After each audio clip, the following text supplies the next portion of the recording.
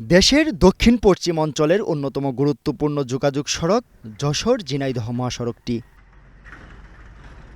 ৪,১০০ কোটি টাকা ব্যয়ে ৬ লেনের প্রকল্পের কাজ ২০১৩ সালের ডিসেম্বরে শেষ হওয়ার কথা থাকলেও ৩ দফায় বাড়ানো হয়েছে সময়সীমা। সবশেষ সংশোধনীতে প্রকল্পের ব্যয় বাড়িয়ে হয়েছে ৬,৬২৬ কোটি টাকার প্রস্তাবও। তবুও আলোর মুখ দেখছে না প্রকল্পটি। প্রতিদিন হাজার হাজার যাত্রী ও পণ্যবাহী যান চলাচল করা মহাসড়কে সামান্য বৃষ্টি হলেই তৈরি হয় ছোট বড় গর্ত। সড়কের এমন ৪৮ কিলোমিটার অংশই চলাচলের অনুপযোগী। কোথাও আবার মেরামতের নামে পিচের উপর দেওয়া হয়েছে ইটের সলিং।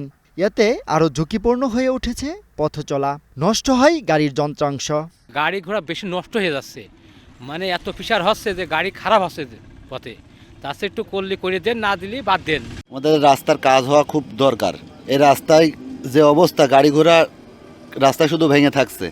যে রাস্তা যে পরিবেশ জীবনে দেখিনি যে পিচির পারে সলিং, তাও দেখছি এই ছোট গাড়ি ওই রাস্তার কারণে কত দুর্ঘটনা হচ্ছে ভাই। ও তো দ্রুত যদি মেরামত না করে তাহলে চলাচলের জন্য খুব সমস্যা মানুষের।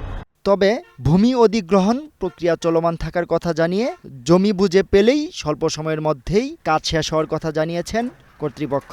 ভূমিটা যত তাড়াতাড়ি আমরা বুঝে পাবো, কাজটা আমরা আরও কাজের গতিটা আরও বৃদ্ধি করতে পারবো এবং কাজ দ্রুততম সময়ে শেষ করতে পারবো বলে আমি আশা রাখছি। প্রকল্পের দ্রুত অগ্রগতি ও যাত্রীদের ভোগান্তি কমাতে সংশ্লিষ্ট কর্তৃপক্ষের কার্যকর উদ্যোগের প্রত্যাশা স্থানীয়দের। Jubayer Ahmed, green news desk.